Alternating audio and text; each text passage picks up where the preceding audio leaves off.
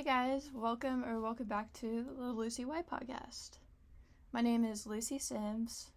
I just turned 24 last week, and I've been doing this podcast for almost a year now. Time doesn't exist, okay? I really talk about anything and everything.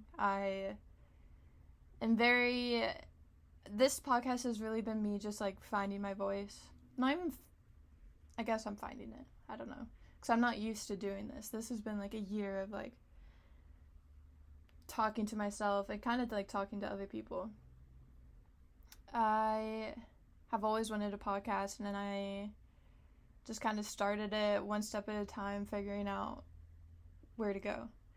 If you don't know me, like I feel like I have learned a lot about myself my whole life. I feel like I'm always continuing growing into the best version of myself, and I would like to help other people with that too. My sister just texted me. I'm gonna drop off something soon. That's kind of why I started this now. I was gonna do it later, but I want to do this now before I do something else because this is important to me. Should I text her back or should I just... I'm gonna say... in a little. In a few. Okay? In a few. Okay. I like not editing this. Like, sometimes I edit it. Sometimes I edit my vlogs. It's not like I'm like being lazy with avoiding. I like how authentic and real it is, like in real time. Because we keep it real over here, I guess. Too real. Be real. I don't think you could be too real. Well, maybe I don't really have like bad. That's what, when some people are like kind of mean real. I don't really have like... Actually, that's not true. I can have mean thoughts when I'm like bitter in myself. When I feel bitter, that's when I know I'm like off. I talked about that like 2 podcasts ago. But okay, my week has been pretty great. If we're gonna do like a weekly check-in, like heart, mind, and soul, all pretty good. Last week, I don't even want to say like I've been like kind of feeling old, but I feel good about feeling old. If you ask me that right now, I feel good. I mean, I feel great about where I am. I'm really proud of myself where I am in life because I'm doing things I always wanted to do, but always was afraid to do and just never took steps to do it. And I'm doing it now, and I'm proud of myself for that. I'm starting like a new chapter this second season, the second half of the year. I'm going to school in the fall, and I took a year off of that. So if you don't know me, and this is like your first time, if we want to do like a little overview of my life, I am the youngest of 4. There's kind of like an age gap between my siblings. Not too big, but big enough. And so that explains it. My parents were like they were a great example of a couple. And I grew up pretty much shy. Like when not inside as much, like inside the house, like when, if anyone can relate, like were you shy like when you were around other people, but at home like you weren't as much? That was me. I can relate. And I hated being called the shy girl for a long time. I don't like that, but at some point I had to accept it. That people saw me that way, and I kind of was. Like, have you ever seen memes where it's like when people call you shy, but you really just like don't want to talk to them? That was me a lot. I've had to learn how to set boundaries. I feel like I didn't have any, and I was kind of uncomfortable setting them.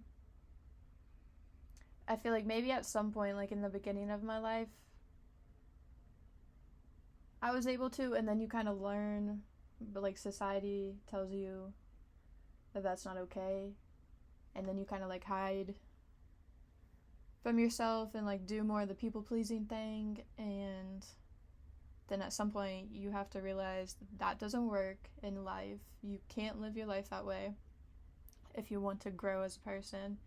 And so I've had to learn how to decondition, rewire my brain in a lot of ways. Like, I've had to do a lot of work on myself.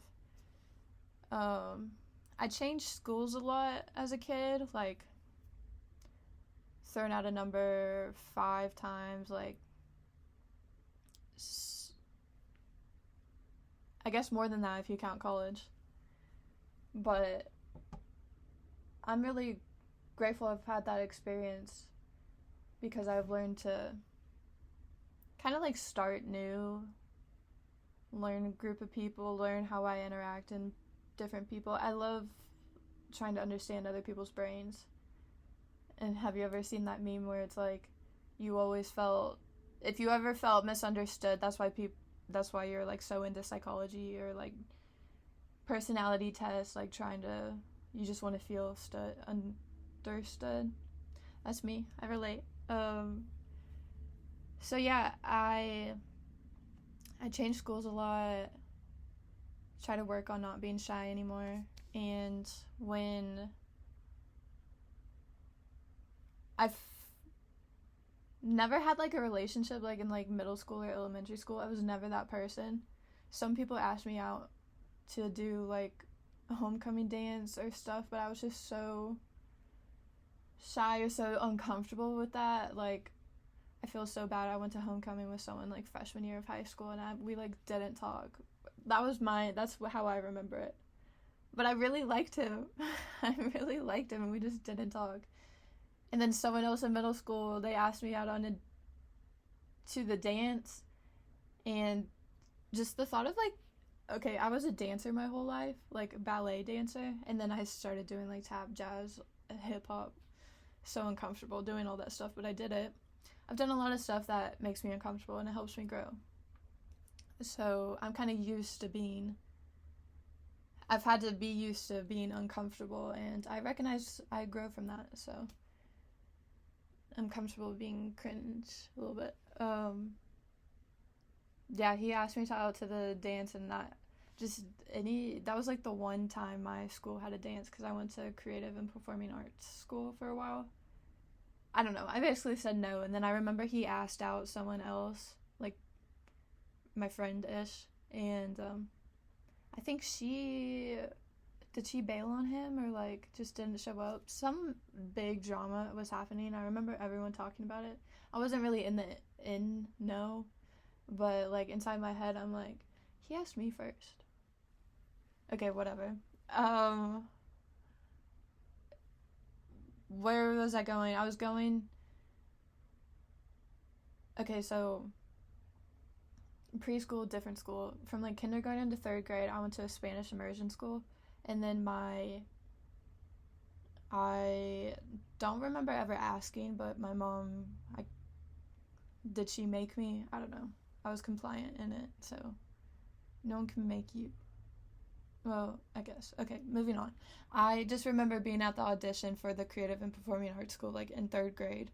And I was like crying. Like, I don't know why. I'm a big crier. So I did that from 4th grade to 9th grade. And then 9th grade, I just wanted to stop dancing. I was having back problems. I didn't get into the dance team at my high school because tap, jazz, hip hop, not really my thing. So then I went to a private school. I wanted to go to the public school down the street, the one where all my siblings went to, and my mom. Not my dad, though. He went to a different public school, but then I went to private school. Not because my mom forced me, but, you know. I did that, and then I graduated from that private school. And then, if we're going to keep going, I went to UK after that. And then I got suspended, so I had to take a semester off. I was working, I did this thing called NOLS, National Outdoor Leadership School. My mom, I'm not gonna say she made me, but yeah, I guess I did this thing for like a month where I was like out in the woods, like it wasn't the woods, it was like the beach and like rocky sandy area of not Cabo. It's that one place. I forget. Baja California Sur of Mexico. I was gonna do it for 3 months, but I convinced her to do it for like 1 month, and I learned a lot from that trip. But yeah, I did that year, and then I think I got a dog after that. That was a big life change. That was kind of not going into it, but my mom kind of promised me my own place after that. Didn't get that, but I got a dog, and I'm so grateful. I love her. She's still with me. Not right now. I don't know where she is right now, but then I went to BCTC Community College, and then like I've failed a lot in school. School has like always been hard for me. I did that first semester, maybe 2. I was working like all this time, so like when I'm like making money doing a job, like it was kind of hard for me to do school. And also like I felt like I always wanted to do something creative, and I didn't really know. There she is. Because you could see like I painted this. You're on a bunch of paintings. There's a painting there. I have found painting maybe a year after BCTC. Okay, so did that, did some jobs, and then I chose to go to Asbury University for like 2 years, and then I stopped last year. Just wanted to take a break, and then I really have this past year I've been like working and kind of just doing what I finally have wanted to do. I finally have found like the courage to like have my voice and to like put it out there, and I'm very proud of myself. And then I'm going to school again this year, and I'm like 24, and I'm gonna be like, it says on the thing my graduating year is like 2028, so we'll see how it is. But that's what, not everyone's path is the same, and clearly. But within that time, that's why I started talking about the boy thing, because I feel like when I was 16, someone had asked me to like dance at this like public concert thing, and then he kept texting me and everything, and putting words to it now, I feel like it was love bombing at first, and I really had to like convince myself to like him. And I feel like those aren't like good signs of a great relationship. Or just like, I don't know, like I've had to realize that like years later. 'Cause I think it was a great relationship to learn a lot about myself and what I don't want in a relationship and what I do want. That's why I say like I learned a lot from that one relationship. A lot of relationship lessons from one. So I had a great time with him. I was with him for like 3.5 years, which is kind of a long time. And that's what, 4 months after we were dating, my dad died unexpectedly in a mysterious way. I still don't and I will never know like the real reason for it. But I think, I mean, to make it make sense in my mind, I feel like I wouldn't be who I am today if he hadn't had died. It really helps me understand my identity in a lot of ways. Like a lot has changed since then. I was 16. I was a junior in high school, second half of junior year. And yeah, I've learned a lot about myself from the relationship with my dad. But yeah, I've learned a lot about myself. I've gone through kind of like friendship breakups, friends has always been like a weird, well, I've had lifelong friendships, but boundaries and everything has been a big thing. I need a lot of alone time. I guess that's like, that explains a lot of things about myself. I need a lot of alone time. And I enjoy alone time. That's where I really like, I get to recharge and everything. Now I feel more comfortable like being with people and being in community. Like, I want that. I like that. But I did need a lot of time to myself for a while because I was a busy kid. I was a real busy kid. My mom put me in a bunch of sports because she wasn't in a bunch, so they overcompensated a little bit, and I'm grateful. That's why I know a lot of people. I don't live in too big of a town, so I feel like I know a lot of people, and I'm grateful for that. But that's kind of like a little bit about me. And I'm glad I talked about that because I didn't know how that was going to go. I did want to go over this thing my therapist gave me this past week about being psychologically flexible. She gave me this because she realized like how good I was at doing it. Like, I think it does come more naturally for me than I think other people are. That's why a lot of people go to therapy to learn how to be more psychologically flexible. So if I could help anyone in that way as being an example or to help teach, I feel like it's easier for me to just be an example of that, but I mean, to just read them off, acceptance, detachment from thoughts, present focus perspective, observing self, values clarification, values enactment. That's the big 6. These could all be like a podcast episode, honestly. To go over acceptance, like, I think, or just to talk about that, I think you really need to accept your circumstance to be able to change it.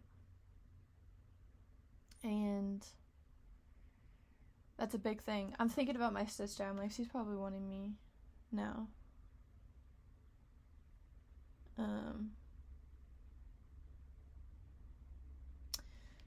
I don't I won't pause too much, but how long have we been going? 18? That's what, I could talk forever. For being such a shy person, that's why it annoyed me, because it's like, I just don't want to talk to you. But I want to talk to you all. In my feet, I feel like I'm kind of going, no. I was on a roll, though, for a while, wasn't I? Okay, but maybe I'll read the thing on the back for acceptance. Embrace your inner experience. What you resist tends to persist. True. Let go of your struggle against uncomfortable thoughts, emotions, and sensations. By accepting your experience, you gain energy and insight. Action step. Notice the next time you try to push away an unpleasant emotion. Instead, allow it to be there and explore how it feels in your body. What is it like not to resist your experience? That's what you really have to accept things. Like, when my dad died, like, that was hard to accept, but then you're like, I mean, you just kind of have to, or else you're just like living in that bubble of like grief and nostalgia and like not accepting the facts, and you just kind of have to accept it after a while, because things are different now. Change is the only constant, and so if you accept that and roll with it, then your life will be easier, because what you resist tends to persist. And so I just want to leave you all with that. What in your life are you not accepting? What in your life are you accepting? What in your life do you want to change? What in your life is changing? Yeah, my goals for the next half of the year is to just, for my whole life, it's like continuing to grow into the best version of myself. But I really want to grow in doing this. Sometimes it's hard for me to put in, a lot of times it's hard for me to express myself in words. Because I see things in a very spiritual way. And I'm a big feeler. But, yeah, to continue growing into the best version of myself, really. I love you all, and I hope you all have a great rest of your day, week, month, life. All love all.